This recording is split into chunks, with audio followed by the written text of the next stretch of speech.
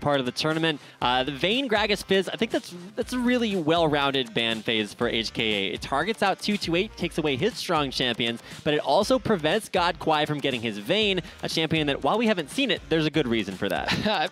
I would love to see him play VIII. Apparently, it's something that just is to be viewed in a high regard. But absolutely. Fiddlesticks made it through the bans. Shyvana made it through the bans. Renekton made it through the bans. And he's out there too. Shyvana is going to be the pickup for Wind here, so we're going to potentially see a mirrored match up top. Red can get Renekton, and they can 1v1 again. And I wonder, can Red beat Wind's Shyvana? Because Wind could beat Red Shyvana. Right. I don't know, but they're hovering over a champion that we normally see a lot in NA. The Lee Sin could potentially go jungle, could go mid, could go top. There's a lot of places he could be. We've seen him everywhere. But Elise is open too, and we saw that be a very big pick in the last game. Worked very well with the chain CC combo that we saw combined with perhaps support Morgana. Yeah. But I can't imagine we're going to see that get given away. And Red, yeah, he's just going to lock that one in for PeehSmite. Lucian also on the table, and less of a pick for GodKwai than it is a pick away from Ngod, who just had an incredible Lucian game. He's had pretty incredible Lucian games the entire tournament besides the first game of today. Right. And he rarely dies on that champion. He'll get like 1 to 2 deaths, but have about 8 to 6 kills per game on that champion when he's doing good. And now we're going to see what HKA want to pick up. They're going to look at Andy support for perhaps, or Andy mid for PaSa. You never know. He could whip that one out. There's no 3 targeted bans of PaSa here. Normally you see the Gragas, the Fizz, and the Nidalee away from him, as they're all just scattered around on both sides. We're going to see Corki actually make an appearance here to try to go against Lucian in the spot lane. Unless there's lane swaps, you never know. Right. It can be a little tricky with that one. And Annie in that lane, the burst potential is through the roof. Level 6 with Rocket Barrage, Phosphorus Bomb maxed out. That's about, I think it's 600 damage combined with Tibbers coming in, and the Incinerate damage on top of that with the Fireballs is just crazy. So that lane looking pretty strong already. But the side of CGA looking to go for potentially a Zyra Lucian lane.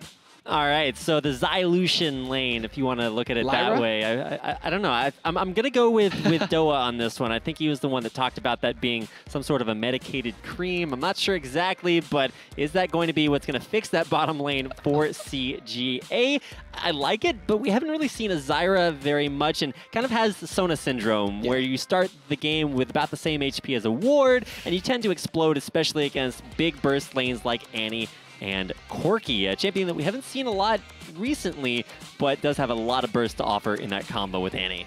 Yeah, and Renekton and Ziggs is going to get locked in here for the side of CGA, so Ziggs mid, and then Renekton top for Red, so we'll see if he has an answer to win on Shyvana, but Kassadin, a pick we haven't seen the entire amateur tournament, as I don't know if this is real. They're switching through everything. Darius could be a pickup here. We could see Faye or Fi bring that one into the jungle for Shyvana. Vi gets swapped in. That's a little bit more legit.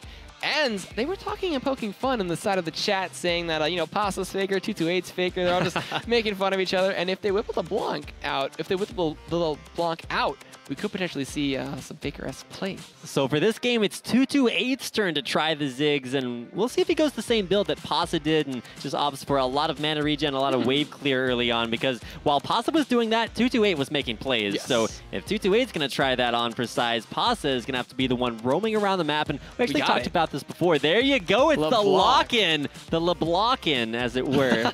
Dan, we're going to see that in the mid lane as PaSa tries to make some faker plays all over 228. But last pick is actually one that probably won't define the matchup, but it is going to be the support pick there for not for PeehSmite, but for GodKwai. It's going to be a Lucian plus. But what is that support going to be? Sona, like we said before, having the health of a a melee minion, not looking. Fiddlestick's still there. Good. Fiddlesticks is there. The 3-second fear on a LeBlanc is probably the most devastating thing you can do. She gets the passive, and then she just comes out feared walking in random directions. But they're going to swap it out. It's not going to be Sona. It's not going to be Fiddlesticks. It's going to be Zyra. So they're going to stick with it, which is going to be interesting to see. And I want to know if they're going to lane swap, and they're kind of messing with us on the side of HKA. Any mid LeBlanc support? I play LeBlanc support. LeBlanc support's a thing. Chain into the W and then into the silence from the Sigil. Really good, but they're not going to do that. They're not going to try that one out, especially in Game 3 of the Grand Finals, and especially at Intel Extreme Masters Singapore. I don't think they want to whip out the LeBlanc support, but Annie Corki, very strong lane. I'm holding my breath. I have learned if you come to SEA, if you're casting anything down here, you don't count anything out. I remember not even Teemo. I mean, SGS been known to bring that out. And I remember the first game, I was like, okay, we're going to go to Singapore, cast IEM. What on earth is happening? I tune into a GPL match. There's like a jungle Riven, something I've never seen before in North America, something that might see coming out again later on as the pro tournament about to start up as soon as this amateur tournament grand final concludes. We're into the spectator delay, which is in fact zero. So we're going to get right into the game. It's the deciding game number 3 in this Intel Extreme Masters Singapore amateur tournament grand finals. Hong Kong Attitude, they lost game number 1, brought it back against CGA. Looking to close things out here in game number 3. Yeah, and I already see 228 rocking the major zigs, looking to be the leader for his team in the mid lane.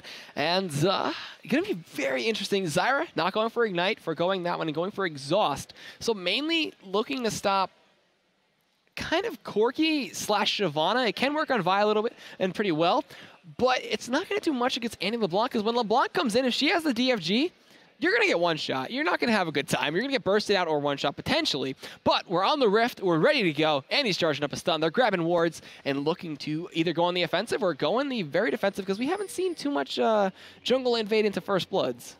All right, so do you want to welcome you guys to the game. If you're just now joining us, you picked a pretty good time to start watching. It's the grand finals of the amateur tournament here at Intel Extreme Masters Singapore, as Hong Kong Attitude, your team in the blue, taking on Cyber Games Arena Legends, your team in the red. I am Rapid. I'm here with EGAD, and we're about to get this game underway. Level 1s to come out. Oh, it's going to happen. Are they going to go in, though? I want to know what LeBlanc leveled up. Did she level the chain up? It looks like nothing yet. So they're holding on to their abilities with the burnout for Shyvana, though. So she will be able to get in and out very fast. We have the Annie. She drops one ward at the entrance of the red. There's a ping onto the ramp. They know that they're going to try to come in here. Ping's coming out from the side of HKA. They're going to drop that Draven ward. It gets pinged out. They're going to look to rotate up top. They're going to get spotted out by red, though, as now this invade is going to possibly be deterred, or are they going to keep going through? It looks like they're going to aggressively go in and not be afraid, as 228 gets spotted out. Annie looking for the instant flash stun with the Incinerate and into a potential kill,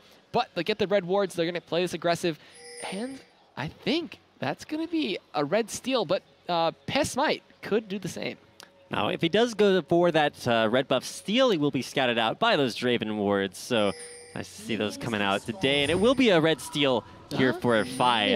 I mean, they're backing right now, but it looks like they will stay here for a little bit longer. So red steal for red steal, it's all on PeehSmite. Does he want to go for this? Doesn't have a big contingent of his team along with him, so probably just waiting to see what's going on there in the lower jungle. He actually is rocking up right now, but 228 and Sean are going to look to respond to this red steal. This ward, there's not a ward there actually from perhaps early on, so they will spot them out. Red buff is going to be initiated here by Smite, who's going to try to solve it out. That's going to force a Smite. Faye is going to have to go to blue buff, and that is going to slow down his jungle exponentially. And now Smite actually going to be contested here by perhaps, who's going to come in, gonna get the stun, and gonna do a ton of damage. Red buff going to get smited. Ignite comes out. PeehSmite going to get taken out by perhaps an Annie with some of the longest attack range in the game with a red buff. That is going to be a nightmare for that 2v2 up top. And you can see Wind immediately, no questions asked, rotating to the bottom lane to go for that 1v1 matchup. Because when you have the advantage, there's with that red buff on Annie, there's no reason to go into a 2v1, because even if you hit that 2v2, you're going to have such a huge advantage.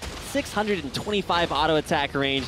Doesn't get much longer than that. The only exception being Caitlyn, and then of course abilities modifying that as well. Mid lane as well, PaSa has a huge minion wave shoving in there to Ziggs, but 228 is going to be able to clear that out pretty easily as we finally, at long last, get our 2v2 matchup. The big difference being that it's already a level 2 duo lane for Cyber Games Arena. That's really rough, and they're also down a ton of CS. 11 CS this early on is something you do not want to see. The red buff being applied to Sean right there. The anti-auto attack is going to come into effect in this lane very soon, but Seeds and the Q from Zyra are going to do a ton of damage and harass. We do see a Piercing Light to farm up and going to keep GodKwai safe, but perhaps fearless on this Annie right now. He's got first blood, he's got red, he's confident in his lane. Look at him just leading the charge. That is just the manliest Manny coming into effect.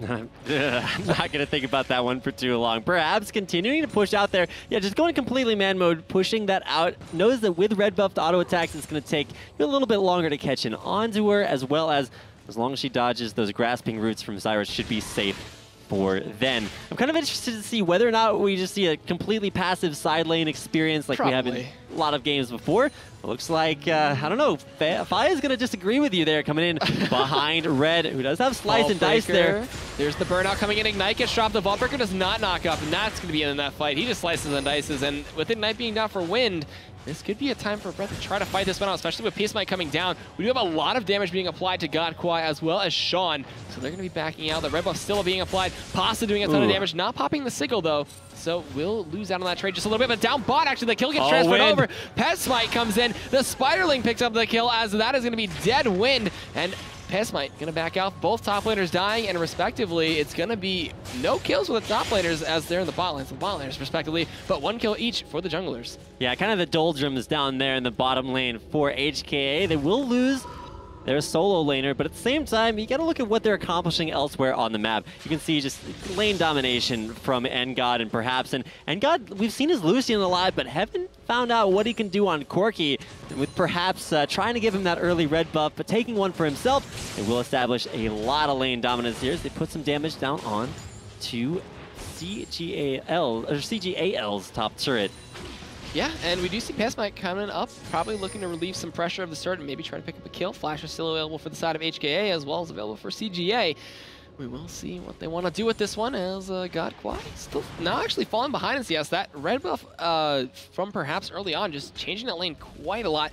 You see everybody going back, the junglers and the mid laners, and Red and Wind just being that island after the ganks and both junglers just picking up a kill. So no real snowball for this quote-unquote top lane in the bot lane.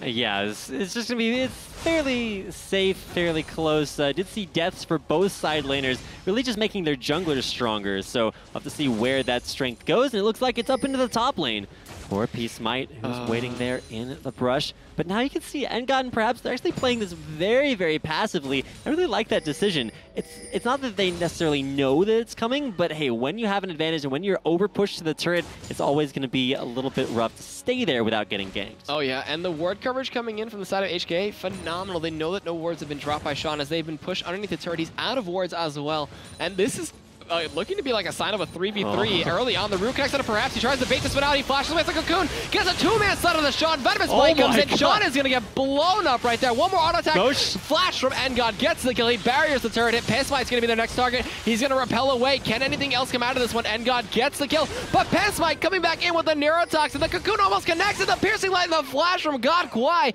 picks up the kill. They turn it into a 2-for-1 in favor of CGA. A beautiful play from that repel from Elise as well as GodKwai with no fear on that Lucian. Hong Kong attitude, where is your god now? And the answer is dead, along with perhaps in that dual lane, just taking out an excellent reaction. The Mega Inferno Deathbot comes in. Ardent plays, not going to connect up top. Oh, that was very close. Fai almost just barely getting away with his life. I was watching the mid lane, I was like, why is Tutu? Oh my god, and then it misses, so. It hit actually. Well, it hit, but the Ardent Blaze missed, so Fai stays alive and will back on off to the bottom lane. You'll notice he's recalling just outside the brush in case any random super mega death rockets or something just happen to fly a jinx from the other game over there, and the other computers just comes in with a rocket. But yeah, just very nice from CGA. That play was phenomenal up top. All right, so back to the bottom lane, just nothing but wave clear. Mid lane, waiting for PaSa to pounce. A 0-0-0 LeBlanc, you know, you're not dying, you're able to stay in there and keep farming. Now very low on mana, looking to get the Sigil of Silence ult in there, freezes in mid lane, will get doesn't get the a chain on, but it won't latch. It's okay. We do see a solo attempt from on the dragon here coming in from Red and PeehSmite, so they will be able to snag this one away. Vi is nowhere near. Actually, he was near. He's on red buff, but CGA, they're having a really good time with these dragons. They've controlled Dragon Pit pretty much every game. Yeah, even in like game number 2, the one that they lost, controlling it. they still got it more times than they lost it. This time around, I would expect it to be a little bit more difficult, but it's still very even between both of these teams. And even though they did take that dragon away, it's still pretty even, about a 600 gold difference between both teams. Yep, and up top, going back, let's see how much gold they actually have. It looks like not too much of a difference. Nothing stacking up too much. 600 for Ngod. He's farming up as well as 400 for GodKwai. It looks like the Trinity Force rush for Ngod, but GodKwai going to stray away from that and go for, it looks like a Bloodthirster first. All right, so GodKwai, he's got his own way of playing Lucian. We saw an incredible performance from the Trinity Force Lucian on Ngod. It's a little bit of a debate, you know, which builds you want to go for, favorites in both camps, but Trinity Force has already got a win in its column, so we'll have to see if the Bloodthirster Lucian can come out and work out here for GodKwai, because this is the only game that matters. It's game 3 of the grand finals, the amateur tournament here at Intel Extreme Masters Singapore. If you're going to try to pull something interesting out like the Blanc in the mid lane, you're going to have to make it work, because if it works the next game, not really as important. So it's 3-3, 0-0 in turrets, everything about as even as it gets. Only that one dragon, the gold separating Hong Kong Attitude from Cyber Games Arena. Yeah, and we do see Win picking up a Giants build on his first back and giving up a lot of CS. Red at about 23 CS head right now, going back, going to go farm and maybe pick up his own Giants builds or Chain Vest, you never know. As Faye looking to come up top. He might Vault Breaker into that seed though. So going to be very interesting to see if they spot it out, but PeehSmite standing on top of a ward, and they might try to bait this one out again and try to start a 3v3 that oh my god. they're clumping up, they're ready, and they're spotted though. Tibbers is available. No flash, though, for Perhaps, and Barrier coming up in just a few seconds for Ngod as the pings come in, and Faye will not get They're playing this so well, just trying to wait out there. Yeah, so patient, much wait. Many ganks in the brush for them, and Perhaps slow pushing this. And this is some commitment, man. Oh, jeez. Consistency notwithstanding, CGA They're giving up a lot for this, though. They're losing out on CS for they're on top of a ward. GodKwai. Yeah, they don't know that ward is there, though, so this is working out really well for HKA. They're going to back out. They see Perhaps coming in. Auto attack gets applied. It's going to just hit a Spiderling with the rockets coming in. And now it's the waiting game for Faye. All right, so nice to see a ward placed out there that is not spotted by the pink ward that will admittedly die. But Win controlling that dragon area, at least for now. It's going to be a 2 to 3 minutes before it comes back up. So see if CGA are able to control that once again. PeehSmite just waiting right outside the vision range there. And both junglers, they're just sitting top. It's like the jungler's job is not actually to kill creeps in the jungle. It's just to sit in a lane and wait for a kill, at least the way that both of these teams are playing it. Kind of reminds me of solo queue. Just says, jungle can't stop, ignores everywhere else. But with the 2v2s respectively being there, it makes perfect sense. We do see level 7 for both junglers. 228, farm of the jungle, trying to catch up on CS and PaSa. That blue buff helping him push the wave and shove it out, as well as control the lane and deny CS away from 228. We do have Assault and Battery available. There is a ward for HKA, but I don't see anything for Sean on the side of CGA, so this dive could come in. He went back to base. He's coming back, but is he going to be here in time? Wave about to hit that turret, and VIII signal to go. No, there's going to be the slow plant coming in. VII's coming in from the back here. You're going to be Assault and Battery, but the Relentless Pursuit comes through. There's a nice Stranglethorn going in. Andy going a little too deep. Going to eat some turret shots. The Tibbers goes in, and GodKwai actually picks up one. Are they going to chase on a PeehSmite here? It looks like they are. VIII really low at this point. There is the bomb coming in from Ziggs. The culling comes in as well. PeehSmite with the help of the Spiderlings and the culling from GodKwai. Pick up the kill. Get the jungler another one. Puts him at 3-1. Faye gets away, and that's another 2-for-0 in a 3v3 situation for up top. Yeah, perfect gank attempt there by Faye, but it was a Relentless Pursuit away that got they got GodKwai out of range of Faye's follow-up, and then it's just like you mentioned, a little bit of overextension for Perhaps, and then Ngod going down the dual lane that was such a source of strength in game number 2 for HKA. Now actually a little bit weak, both of them 1 and 2, whereas you see a 2-0 Lucian will have a Bloodthirster when he decides to go back. Red is diving in onto Win, but Faye is there. A lot of damage could be applied. He slices in range to get onto that melee minion. Faye chasing this one out, getting some auto attacks, going to shatter him with the excessive force, and he's going to turn around, do a ton of damage, and Faye can't really out-damage this Renekton at this point. Yeah, Faye has boosted mobility, so he's going to have a lot of presence all over the map, but he's not going to be diving turrets, tanking things up, and that's another thing that actually went kind of bad. Now Faye could go down, force the flash away. Flash coming in, ignite, and stun, and auto attack. Red making the colors show. Here's the stun coming in from Annie. Red is going to fall out here. Auto attack from Ngod, and that is a nice follow-up. But still, sacrificing a kill to him is not something you want to see. Faye tried to get away, but just could not. He was trying to bait it for Ngod and Perhaps. And that's actually an overall win for Hong Kong Attitude, because they pick up the assist gold as well onto Perhaps. So, I mean, winning the 1v1's cool and everything, but you have to make it out alive to avoid giving away more gold to your opponents. Now 4 and 6, the duo lane starting to get crushed a little bit, especially off of that jungler control. And now with a Bloodthirster complete for GodKwai, we'll have to see who is the reigning deity in that bottom lane as the game continues. 13 minutes in, Dragon up in 20 seconds. We've seen Hong Kong Attitude control that in games number 1 and 2. Can they keep that objective control in the deciding Game 3 in the Grand Finals. It's like a repeat of top lane. Here comes PeehSmite right down the lane, looking to come into the 2v2 lane. And he's going to walk around. He'll get spotted up by a pink ward. Dragon is currently live, so we will see them just rush right on over to that and take control of it. Pink ward gets dropped. They're going to spot out the Draven ward, go clear that out as soon as possible. But it will force a response from most likely LeBlanc and Faye. And it's getting chunked out very hard. PaSa's not even coming. Are they coming. giving it up? They might just give it up. It's down to half HP. PeehSmite very low. There's actually going to be the Mega Inferno Death Bomb, but with Faye getting in there, just wants to check and see if the Dragon's low enough. It's not going to be the objective.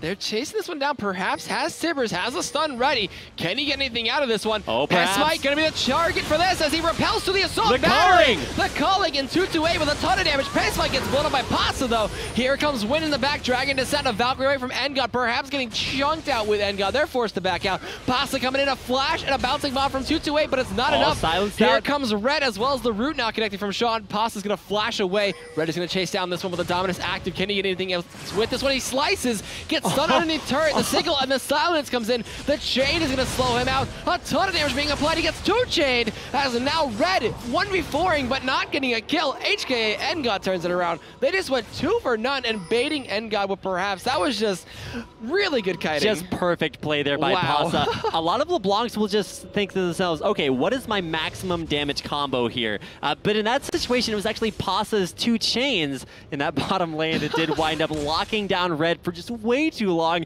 And like you said, just perhaps being the bait that could not be resisted there by Red. Dove a little bit too deep.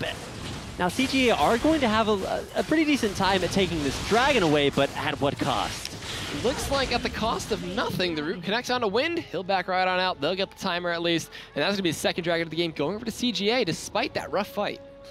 All right, so CGA, they lose the battle, but they kind of win the war, taking overall more global gold for their team. But now Sean getting blown up there. Oh, the chain! You're gonna pop it out. Auto attack comes in. PaSa gonna get hit by the Mega Inferno Death Bomb. The passive from Zyra does not connect. He's trying to juke this one out. He gets it. He's gonna dash away with the W. The repel is not gonna be in range to get to him. They'll Smite gonna get hit by the chain. And now they're gonna turn it around, and Faye picks up the kill. A really nice juke coming in from PaSa right there, using that clone and just stopping himself. And that was really cool to watch.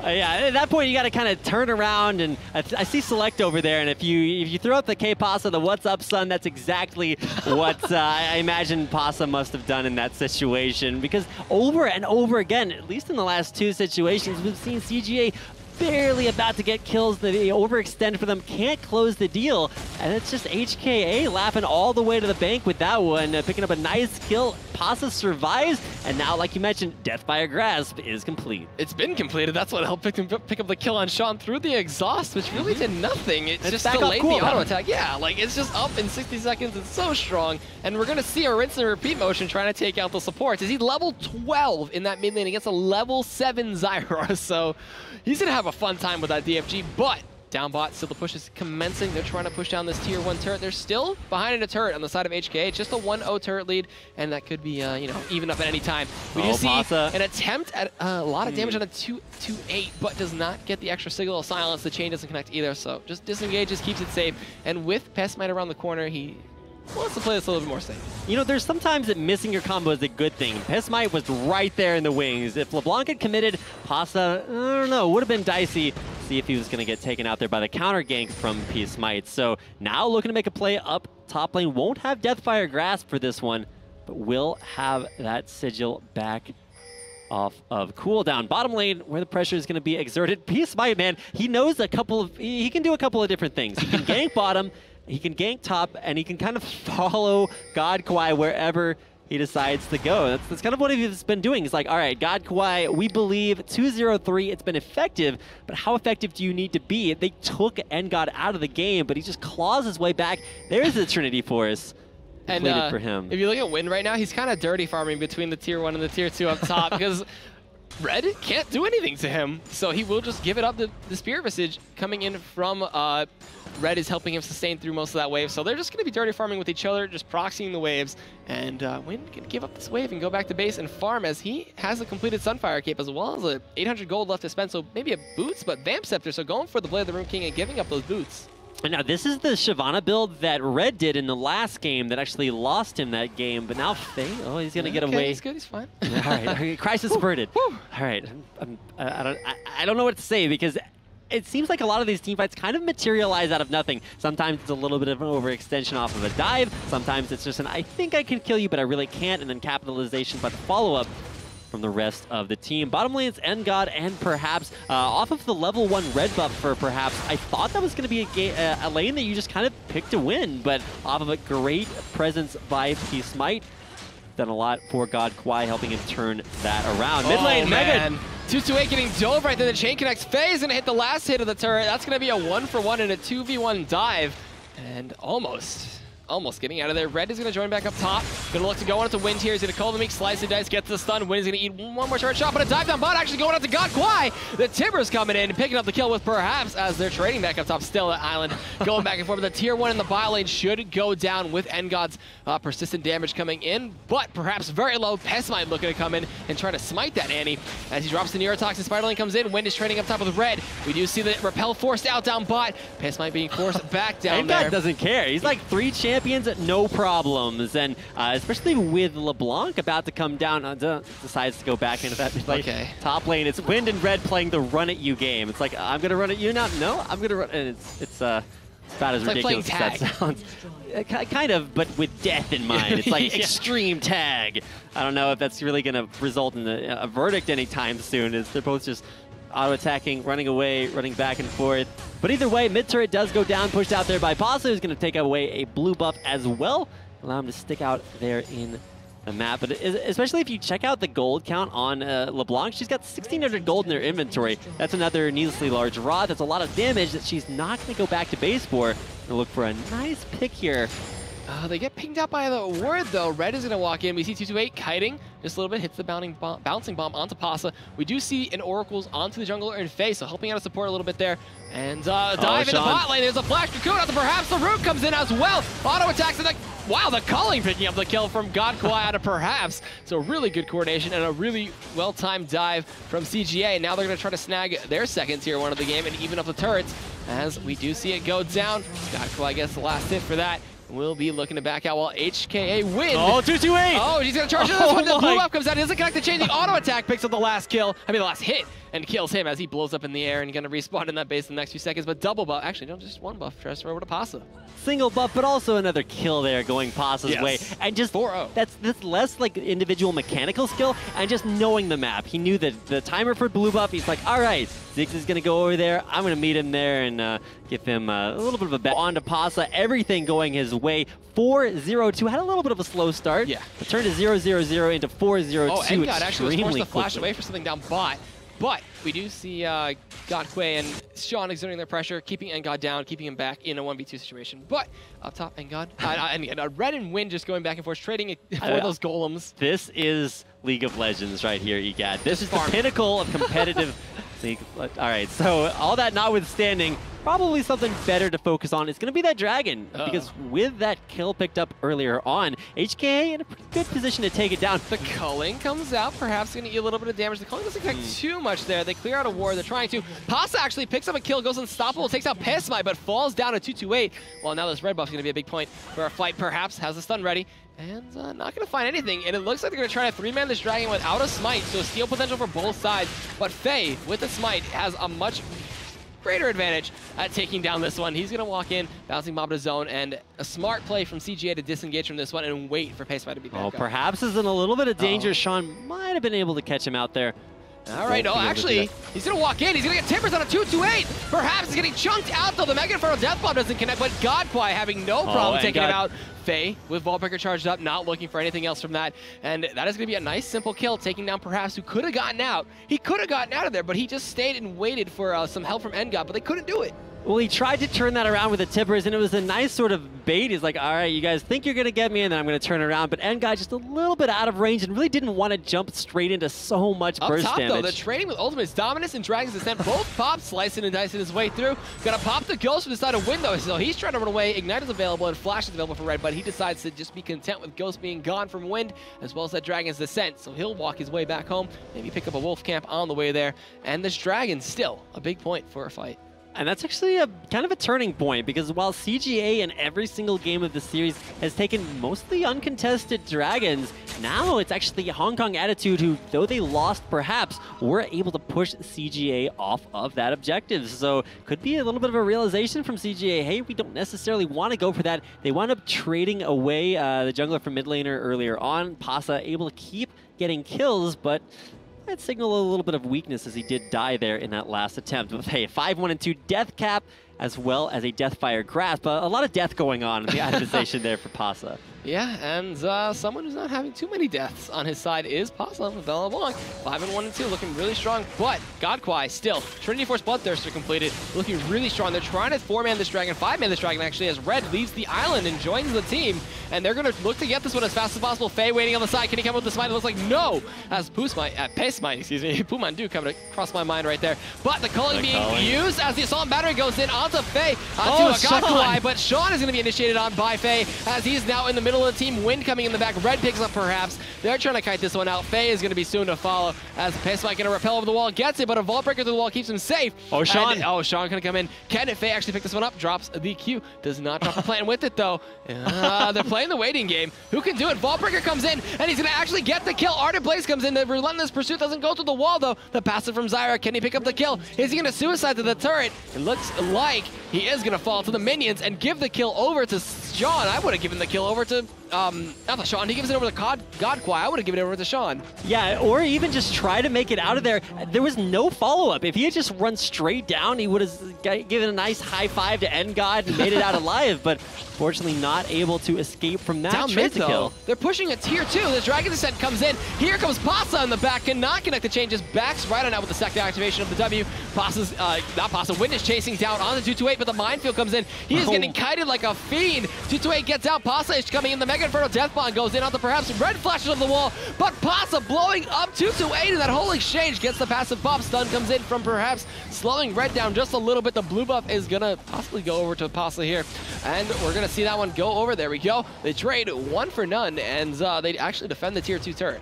Once again, PaSa showing you the trademarks of an incredibly skilled LeBlanc. You don't always use your ultimate for just double sigil of silence and a ton of damage. That time around, previously you used 2 ethereal change to kind of bait Red in, get a kill on him while he was chasing perhaps. That time, he used a Mimic Distortion to cover enoug distance to take out 228 because he didn't need the damage, he needed the mobility, and that's exactly what Mimic allows you to choose. So another nice kill picked up there. Now 6-1-2. He's got a Soul Stealer. The Medjai's Soul Stealer in his inventory. It always makes an appearance somewhere when you're ahead. He's not even ahead. They're behind by 2,000 gold at this point, especially. And he's got 6 kills. If he can start stacking that up, that's going to be a very destructive item for him. It goes either way. It can work out or it can fail. The big thing about it, especially at this mid-game point, is that it's not going to be any magic resistance. Oh my god! The Mimic Distortion, the DFG, forcing him to go back. If that ethereal chain would have hit, that would have been a dead plant. And PaSa flash for that too. He's kind of, I think he was a little bit desperate for stacks there. Yeah. He wanted to stack up that Medjai's though. His stack's not quite fat enough right now. He's looking to push that wave, and really, who's going to stop him? It's going to be up to Red, who built very defensive, but has the odd Brutalizer in there as well. So we'll see if that Spirit Visage is enough. And without any magic penetration, PaSa, it's going to be a little bit rough to chunk through such overall. Whoa, Red actually activating the dominance as Faye comes in a Mega Inferno Death Bomb out of 4 members, and it's going to be Faye falling to PeehSmite, but through the wall, PaSa picks up Red. We have Wind in the backline right now looking to pop the burnout. Can he run away? It looks like he dodges away from the root. Timbers falls. Wind is going to get poked out there by some mines and a Spiderling, but trading 1 for 1 with a top laner for the jungle, and now they will disengage from this one and be content with that fight, I guess, on the side of HKA. It was 1 for 1, but PaSa, man, he's got the stacks coming his way. 2 stacks. Oh, now look at DFG there on a PeehSmite. Jumps away. Can he get the assist there? Tries to... Keeps him safe. He's going to go back in onto Annie right now, but CGA picks up the kill. I mean, GodKwai picks up the kill. Wendy's going to be able to run out, but PaSa in the backline swipes off 2-2-A, and Ignite was actually used onto Ngod, so he gets out of there, and that's a 2 for 1. Oh, what a flash hit from GodKwai, going unstoppable on Ngod. PaSa has pieced the scene. He's like, I'm out. 4 stacks. Good enough. Picked up 2 kills in that fight, but overall ties up the kill count at 16 to 16. You said 2,000 gold difference before. It's still staying even in turrets as well at 3 to 3. And we've seen a lot of stomps, especially Hong Kong Attitude in their semifinal games. 2-0 over KLH, no problems. Coming into this game versus CGA, it's tied up at 1-1. Both teams definitely capable. Yes. We saw it in games 1 and 2 of turning this around. And now, very even game. Exactly. That's the point I was getting to, just somewhat long-windedly. That's why I have to be so rapid, so I can cram in a long explanation. 16 kills apiece, 3 turrets apiece, 1 game apiece, game 3. It's looking really even, and this is the closest any of the games have been so far in the amateur tournament so far here at Intel Extreme Masters. Singapore. I'm glad you said all those numbers. Math is my degree, not my strong point, so we'll leave that over to EGAD as Red clears out the bottom wave. Top wave cleared by PaSa, and right now he's just a roam bot. He's sniping. He's looking for kills. He wants to stack that Medjais. He's currently got, what is it, 2? It looks like he's got currently 4. Sorry. So 4 stacks on that one. Looking with the 24 AP extra from that. And we do see a Repel actually coming in the mid lane. He misses the Cocoon from PeehSmite onto, he was trying to get into Corki, but he Valkyried away. And now, Sean with the Oracles clearing out wards, trying to take control of this Baron Pit. These teams haven't been falling from the Baron baits. They have not been looking to throw the game at Baron Pit. Exactly, and possibly one of the indications that this is Singapore, not North America. We're going to see Baron get cleared out once again as Hong Kong Attitude set up for what could be an incredible bait. Bottom lane, it's a 1v1, no TPs. It's going to be a straight up 4v4. Now, CGA pushing down the middle lane. PaSa wants these stacks up there. Sean! PaSa, he doesn't go through the wall with the distortion, gets spotted up with the plants. He goes back in, but a stun at the PeehSmite. There's a Salt and Battery out of GodKwai on the back lane, but nobody follows up. Faye gonna get taken out by the calling, and GodKwai dominating. Here goes Wind in the back, just gonna try to make a breeze across, but gets hit by the root. The Satchel Charge knocking him back, forcing the Dragon's Descent. He's gonna get slowed out a little bit by that, but the Mega Inferno Death Bond coming in. The Relentless Pursuit, and Lucian chasing this one down with the Godlike as he picks up the kill with the Piercing Light, and here comes Red, the Chain Connects, but it's not enough. The shutdown goes on to Red. They chase down perhaps, they get the kill, they get the turret, and finally a huge advantage for them. They're 4 for 1, looking to possibly get an inhibitor here as there's 40 seconds left on any of the big members from HKA. I wanted PaSa to jump over the wall and start that fight by just blowing Sean apart, but he couldn't quite make it into the team fight in time, and it was just Red doing what he does best, getting in there, an incredible super tank for the team. PaSa was able to get in there and pick up a kill, but he wound up dying and losing half of his stacks as well, so he is going to take a little bit of a hit. He's 9-2, and when you have all the kills in your team, you're going to have to do something with it, because you just saw there an incredible performance from GodKwai. Had the buffer zone in between CGA and HKA that just allowed him to do so much damage. He culled, he got kills, he did about anything you can ask from an AD carry. I mean, you know, that helps. Just a little bit. He doesn't even have tier 2 boots yet. Hey, look at Sean. He grabs a Negatron cloak coming out of the base. He's like, come on, man. Stacks are cool, but can we just be friends? And the answer is no, and thus the Negatron cloak. It's actually, there's one on GodKwai as well. Turns it into a Banshee's Veil. All right, so a really good response to LeBlanc, to everything, actually, to Flash Tibbers, to Stun from Annie.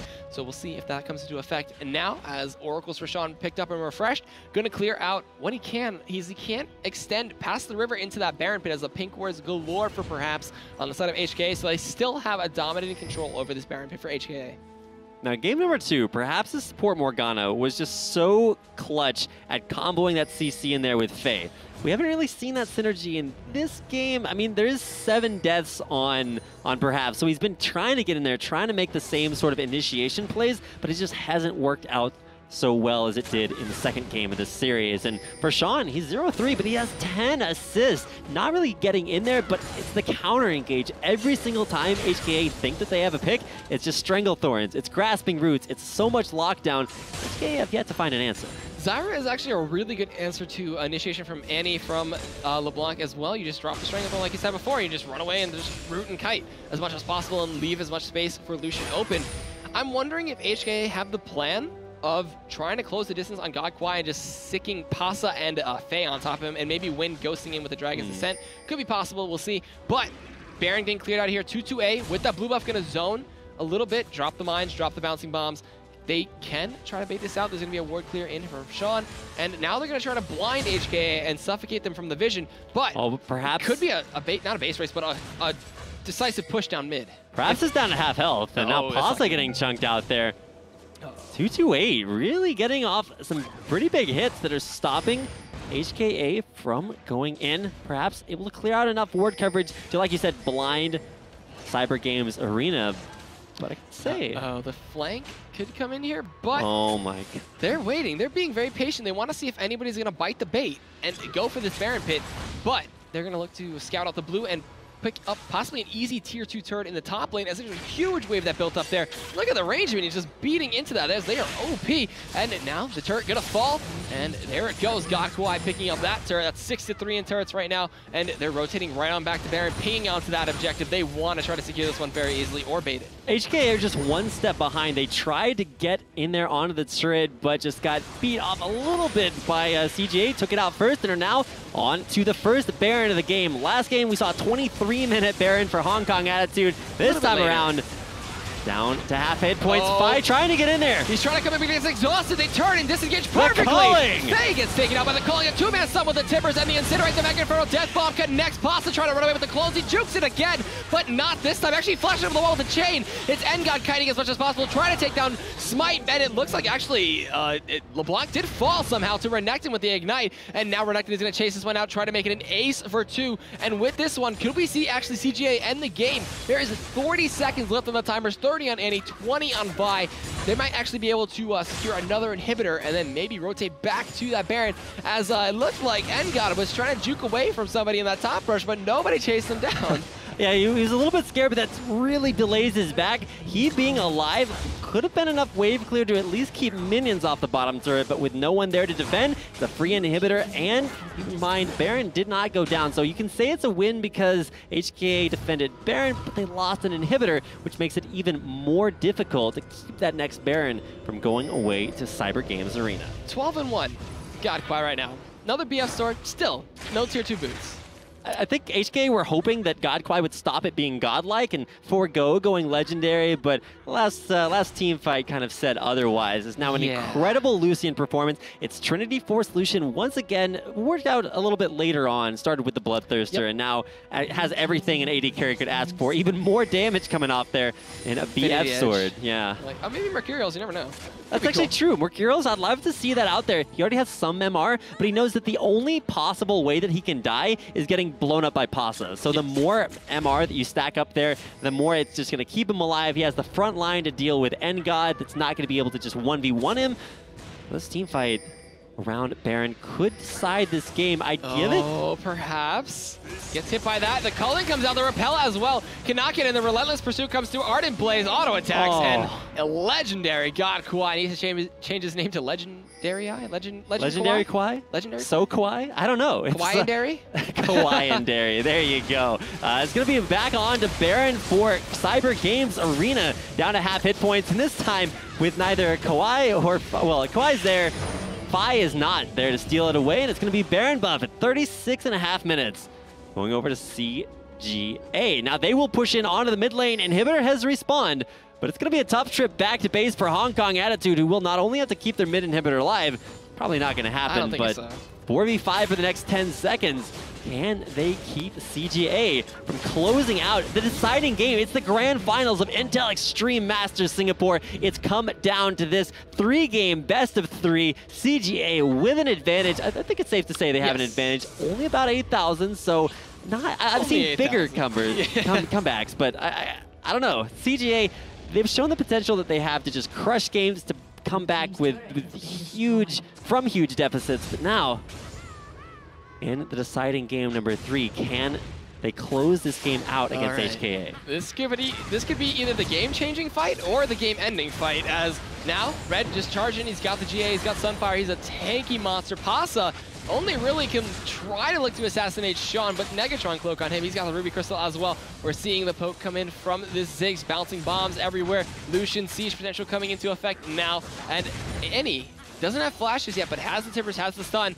The bombs all over the place, just melting away the HP of Wind if he does tag in with that one, and no one else wants to get hit by those plants coming in from Zyra as well. The wave is finally there. Let's see how many attacks they can get in. The missile barrage from Corki not really doing too much right now as the mines get dropped, the culling gets popped. Wade is getting a ton of damage. A ton of damage coming in. The cocoon as well, slicing and dicing, but Red gonna get blown up through his GA as now the Mega Inferno Death Bomb connects 4. Red actually picked up the killing spree on to Win right there with the Ignite. That's 3 inhibitors dead. Double super minions in those waves, and this is actually looking to be like game unless HKA can hold this off, but it doesn't look like they can as they're diving in. Red, just a huge tanky monster. Stranglethorn forcing them to disengage from that one. Fade throwing himself in there, dying off onto Lucian.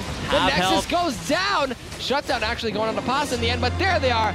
There's the smiling face of GodKwai. He is happy with that Lucian performance. And there are your victors, Cyber Games Arena Legends, the Grand Finals champions of the amateur tournament here at Intel Extreme Masters Singapore. They fought all the way from a down 1 game comeback, 2 wins in a row versus Dead Nation Focus Me in the semifinals. It made it all the way through a best of 3 that went the entire 3 games and are now your victors. Handshakes to come out. An incredible performance for both teams. You gotta give a hand to Hong Kong Attitude, but no applause louder than Cyber Games Arena, your grand finalists, your champions of the amateur tournament here at Intel Extreme Masters Singapore. That was one hell of a series. That was awesome to see. These amateur teams, quote-unquote amateur teams, they have pro potential. They're in GPL. They do a lot of, they have a lot of practice against the pro teams that are here, and just showing it now. Overall, they're 2-1 against Hong Kong Attitude, and they're gonna be pretty happy about that. Right, coming into this game, it was actually split 1-1 in tournament meetings between HKA and Cyber Games Arena.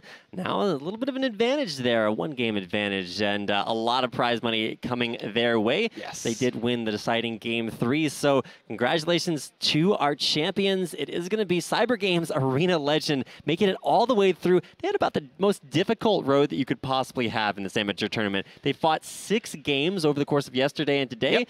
But hey, man, you got to do what you got to do, and taking it home with the grand finals over Hong Kong Attitude. Yeah, and with that, that's going to be the end of this. It looks like we're going to wrap it up, and when we come back, we're going to be throwing it over to the pro tournament with Jason Kaplan and Joe Miller. All right, so there's a lot more League of Legends coming your way. Do you want to thank Intel Extreme Masters for giving us this opportunity? We're going to be done for today, but stick around because Joe and Jason are coming back with the opening, I think it's quarterfinals matchups from the pro tournament. We'll be seeing the finals for that a little bit later on in the week. So